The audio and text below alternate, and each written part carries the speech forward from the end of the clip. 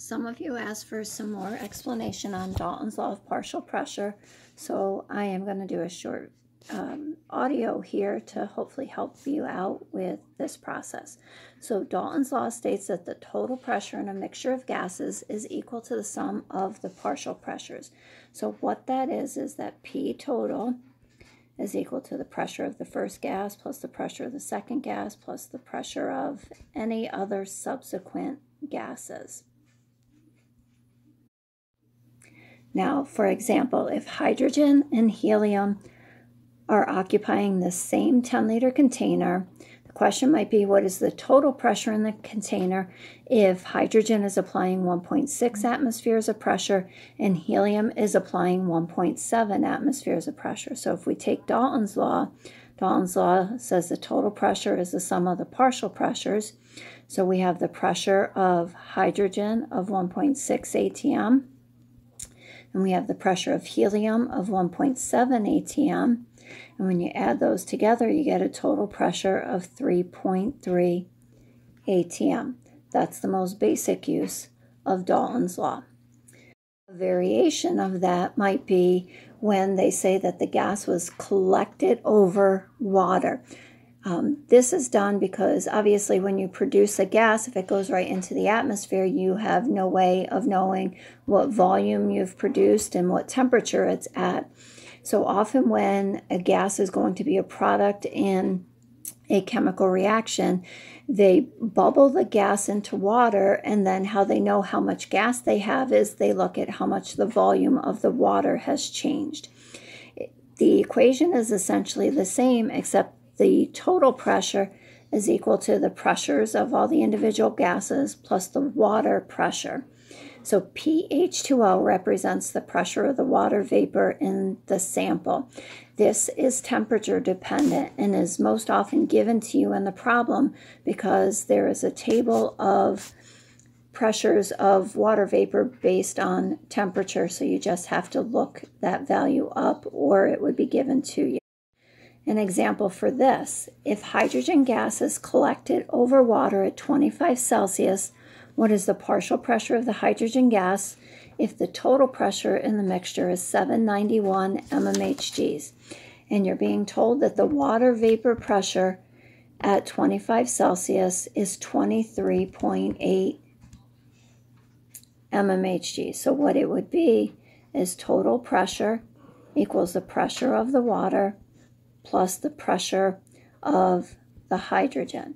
So we have the total pressure of 791 mmHgs, and we know that the pressure of the water is 23.8 mmHgs, which means we just need to manipulate and solve for the pressure of the hydrogen. So the pressure of the hydrogen is going to be the 791 mmHgs minus the 23.8 mmHgs, and you get 767.2, but we're just going to write 767 mmHgs because of significant digits. Third variation on Dalton's law is using a new value called the mole fraction. Now the mole fraction comes because if we had PV equals nRT plus PV equals nRT plus PV equals nRT, we're going to have several parts of that repeat. You don't really need to understand that to be able to use this equation. When we solve for mole fraction, which is given the Greek symbol chi, what chi is the moles of substance A over the total moles in the sample. Because of the relationship of PV equals nRT in each equation, though, it also gives us the idea that the mole fraction is equal to the pressure of the individual gas over the total pressure. So an example for this, if we have 5 grams of oxygen gas and it's being mixed with 5 grams of hydrogen gas in the same container at the same temperature, what is the partial pressure of each gas in the mixture if the total pressure is 780 mmHgs? So how we're going to solve this problem is we're going to take our 5 grams of oxygen, and we're going to change it to moles. And we're going to get 0.156 moles of O2. We're going to do the same thing with the hydrogen gas.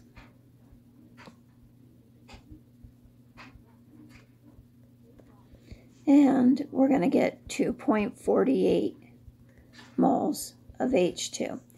Now, we have to get the sum of those two because that's going to be our denominator. So when you add 0.156 and 2.48 and you get it to the right number of significant digits, it's 2.64 moles. That's our total. Now, the equation is that mole fraction equals moles of gas A over moles total, but that also equals a pressure over the pressure total. So what we're going to do for oxygen is we're going to do 0.156 moles of oxygen over the total, which is 2.64 moles. And then if we rearranged this equation to solve for this, we would see that P total times mole A over mole T is going to be P1. So what we're going to do is take and multiply that by our total mole, which is total pressure, which is 780 mmHgs. That is going to give us the pressure of oxygen, which when you do the math is 46.1 mmHgs. We're going to do the exact same thing with the hydrogen. So we're going to take 2.48 moles and we're going to put that over 2.64 moles. And we're going to multiply that by the total pressure of 780 mmHgs. And that's going to give us our pressure over H2, which works out to be, if you did it, 733 mmHgs. Now, if we took the 46.1 and the 733 mmHgs and we added them up, we would get basically 780 mmHgs if we rounded to the right number of significant digits. If you have any more questions, please email them to me. And I am also going to be available on Thursday at 11 for questions. Have a good day.